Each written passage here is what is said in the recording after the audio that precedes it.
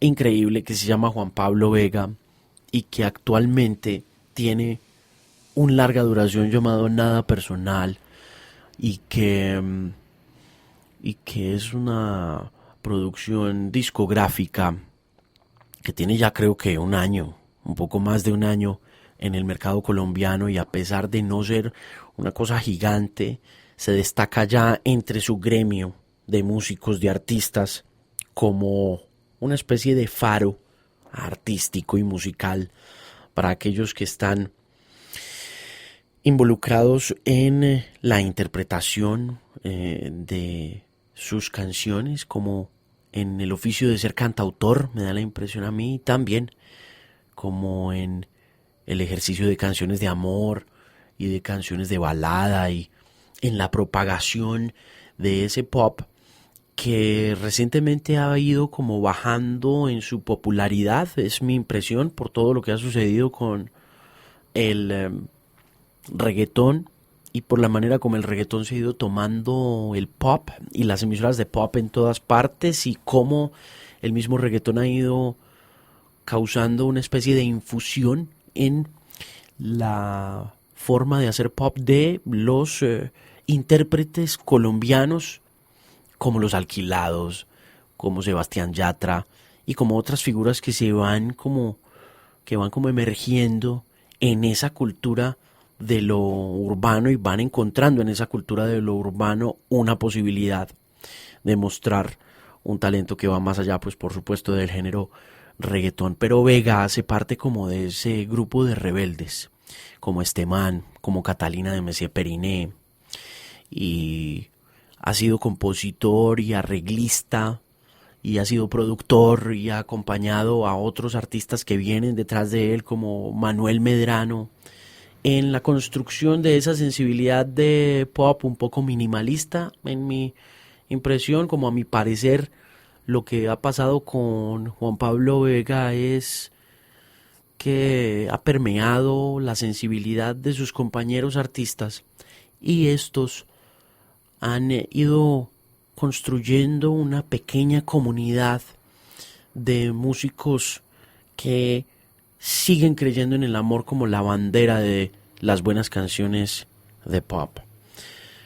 Y así van avanzando, y así se van dando a conocer en otros circuitos y en otros círculos, y en la medida en que va pasando eso, uno empieza a darse cuenta que la cultura alternativa musical colombiana jala un poco para ese lado.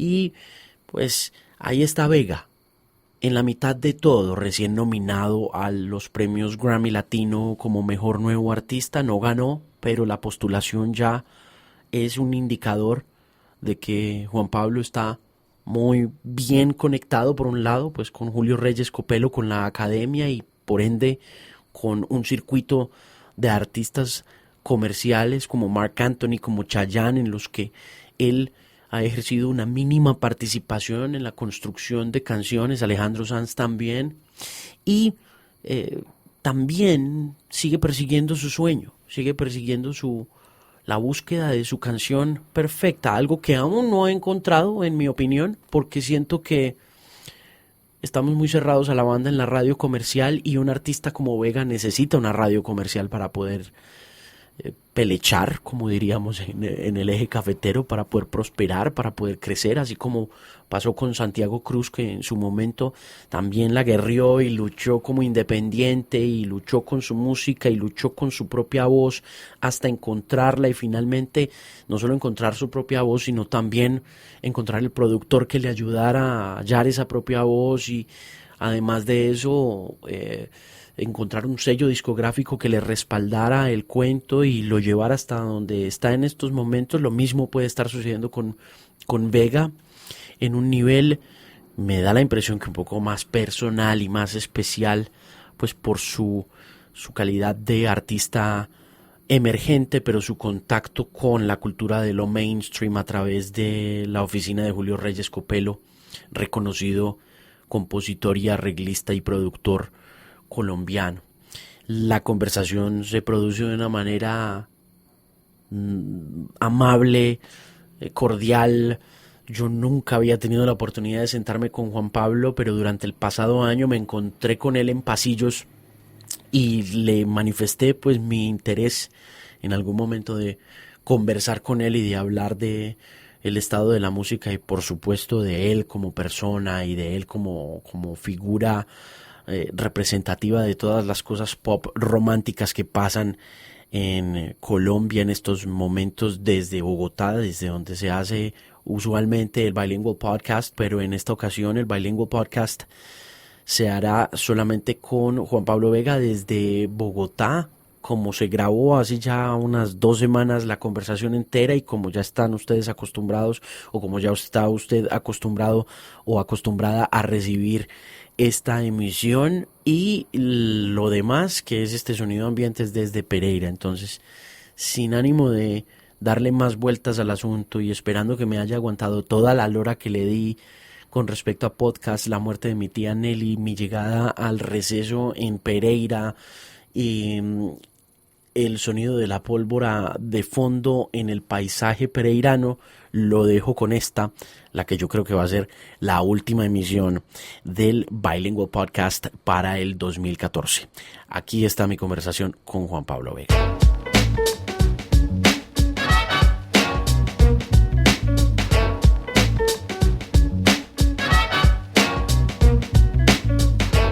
¿Qué dice Mr. Vega? Feliz, muy bien, sí. Contento. ¿Qué tal todo? Todo muy bien, ¿y usted? Bien, bien, contento. Este año ha sido muy provechoso, ¿no? Ha sido provechoso, ha sido provechoso, productivo, lleno de reconocimiento, de admiración, de un montón de gente. Sorpresivo también. ¿Sí? ¿Por qué?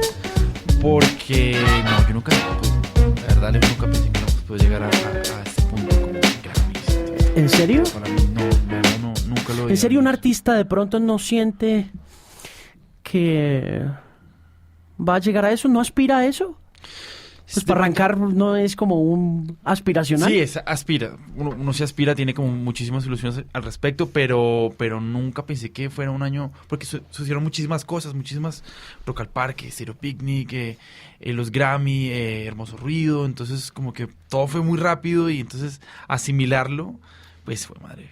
Es complicado y cuando sacamos el disco lo sacamos un poquito con una mano atrás, en el sentido en que pues que era una apuesta, ¿no? Porque comercialmente cuando lo teníamos pensado sacar decíamos, bueno, pero ¿quién nos va a aceptar este disco y quién nos lo va a poner?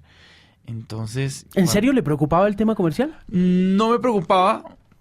El disco lo sacamos finalmente fue cuando lo empezamos a hacer. Yo no sé si ya había contado antes esto, Alejo, pero yo arranqué a hacer un disco donde estaba totalmente dirigido a ser mainstream, ¿no? Eran unas baladas grandísimas de despliegue de voz, de chorro, una vaina así, en unos registros altísimos que ni siquiera alcanzaba y me costaba muchísimo esfuerzo. Hasta que llegó el señor Julio Reyes y me dijo como, hermano, venga, hagamos un disco en el que nos sintamos orgullosos, un disco que nosotros pongamos en nuestro carro y que estemos como, que nos guste oír. Entonces a partir como de esa premisa fue que empezamos a hacer otro disco totalmente distinto. Todas esas canciones que habíamos hecho ya estaban producidas, presupuesto, todo, y todo lo mandamos a... ¿Estamos hablando de qué disco? El primero que nunca salió. Ah, ok. ¿Y eso en qué año fue? Eso fue hace 3 años. Ok. Aproximadamente. ¿Y desde entonces usted conoce a Julio Reyes Copelo? A él lo conozco ya hace unos 6, 7 años, llevo caminando con él, pero como arreglista y como escritor de canciones por otros artistas. ¿Y cómo llegó a él? ¿O cómo llegaron a encontrarse? Esa vaina fue que estaba estudiando yo comunicación social en La Sabana, muy frustrado, en quinto semestre, porque no, el peor estudiante de todos los tiempos fui yo. Mandaba a hacer los trabajos, todo, o sea, terrible. ¿Y por qué le dio por la comunicación? Como esas vainas pendejas que uno se mete en la cabeza que tiene que estudiar una carrera y bueno, el diploma, el estándar ahí social para los papás, cosa que nunca funcioné. Y mientras, como que digamos mis gastos, tocaba en bares, tocaba en un bar en Hacienda Santa Bárbara que se llamaba Balsámico Café. Claro. Y duré ahí 9 años chisgueando. No le creo. Sí, 9 años. En algún momento tuvo que haberlo visto, obviamente. Sí. Bueno, tocando ahí cualquier tipo de música sin bandera. Sí, claro, por supuesto. Era el plan del café. Y entonces... Y todavía lo sigue siendo, ¿no? Balsámico es... Sí, claro, no, le da mucho cariño, es como mi segunda casa. Entonces estaba en quinto semestre y por ahí me llegó un rumor que el señor Julio Reyes estaba buscando un músico, más allá que fuera como un cantante, fuera más músico, como que escribiera sus propias canciones como un autor, cantautor. Entonces le mandé 3 demos, me acuerdo que le mandé una canción de John Legend que se llama Ordinary People. Oh, qué canción. Sí, bueno, balbuceé inglés, la verdad, esa grabación algún día la mostraré a calzón quitado porque tiene que ver el nivel de inglés mío. Una Pero vaina bueno, ridícula. Estamos hablando entonces 2004, 2005. Sí, por ahí aproximadamente. Ok. Y mandé el demo y le gustó precisamente una canción a Julio, una canción de Fito que se llama 11 y 6, que yo le he hecho una versioncito por ahí que tocaba en Balsámico y al man le gustó y a partir de ahí empecé a trabajar con él, bueno, grabando este álbum que le dije y también paralelo a esto como que veníamos arreglando música, artistas que él manejaba que yo nunca imaginé cómo poder arreglar, ¿no? Como Chayanne, Cristian Castro, Thalía, Diego Torres, Alejandro Sanz, entonces... Es increíble ese mundo de... Sí, no, para mí también es sorpresivo esa vaina, porque yo nunca escuché esa música, de pronto sí Alejandro Sanz, pero digamos una persona como Chayanne, pues nunca la había oído en mi vida, pues sabía que existía de todo el cuento, pero pues, siempre fui criado con otra música. Claro, ¿con qué se crió usted? Bueno, crianza metalera creo que fue lo que me marcó la vida, ¿no? Es increíble, la crianza metalera termina arreglándole música a Chayanne con Julio Reyes Copelo. Es una de las vainas que yo no me entiendo. El mundo da muchas vueltas, pero bueno, ¿metalero qué? ¿Qué oía? Metalero, bueno, me acuerdo que el primer disco que escuché, bueno, comenzando, fue una vaina como que fue de para arriba. Primero fue Guns N' Roses, creo que es una de las bandas que yo más admiro. El Appetite for Destruction, creo que fue el primer disco que empecé a oír. Después llegó Metallica, me acuerdo que compré el disco negro. Ajá. El primer disco que compré con mi plata fue el Kill 'Em All. Ajá, wow. Tremendo disco. Sí. Muy poderoso. Después una afición por Pantera. Ajá. Después ya me puse un poquito más pesado, más oscuro por allá. Dimmu Borgir, Cradle of Filth. No, usted era pero con la crema innata del metal bogotano, ¿yo? La época del caseto, podría decir. El caseto que uno iba a comprar por allá en Import Nation. ¿Usted cuántos años tiene? 29. Usted tiene 29. ¿Usted es generación Calleja, no? Calleja no, me han hablado, pero no. ¿No le tocó la Calleja? Sí, que no. fue el fenómeno, ese gigante del underground bogotano que estuvo así al borde del estallido y que no pasó nada, ¿no? Sí, por ahí. Mi bajista me hablaba mucho, mi bajista tiene 33, Rochi tiene 33 y me hablaba de la Calleja y mucha gente me dice, y yo no tengo ni idea. Me acuerdo que en mi época había un epicentro de muchísimo, más como neopunk y hardcore que era Macondo. Ajá. Y fue en esa época, pues, muchos amigos ahí que tocaban Ratón Pérez y... Pues, de ahí salió Mateo. Ahí salió Mateo. Mateo Lewis. Sí, exactamente. Y volvamos a Julio Reyes. Entonces, ¿usted llega a arreglar estas canciones? ¿Usted llega? Sí, pues fue como un voto de confianza que fue de a poquitos, ¿no? Me acuerdo el primer trabajo que me soltó Julio fue grabar una guitarra para un film scoring que él estaba haciendo para una película y le gustó. Después me dijo, bueno, haga este arreglo para un artista, me acuerdo, un francés que se llamaba Florent Pagny, y después fue soltándome poquito a poco, como me acuerdo que empezamos a hacer un disco de Marc Anthony que se llamaba Íconos, que era como, sí, íconos del man, Roberto Carlos, José José, y ahí fue como que los primeros arreglos que empecé a hacer. Canciones que en ese momento no conocía y que después me di cuenta que eran canciones épicas del cancionero popular latinoamericano, como el triste, qué claro. Triste, entonces, bueno. José José. Exactamente. Claro.